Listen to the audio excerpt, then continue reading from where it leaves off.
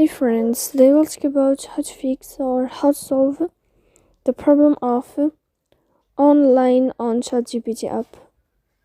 To know how to fix offers on ChatGPT app. To know how to fix or how to solve offers on ChatGPT app, you should just go to settings.